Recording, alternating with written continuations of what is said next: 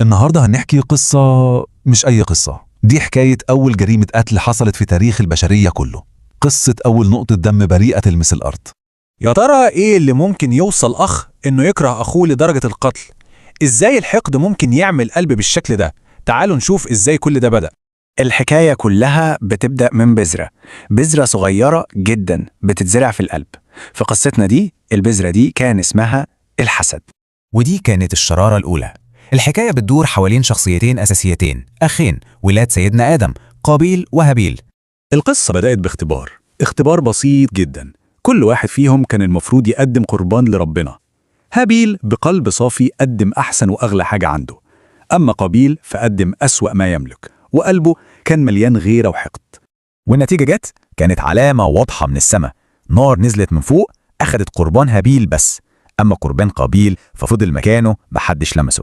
وفي اللحظة دي بركان الغضب انفجر جوه قلب قابيل.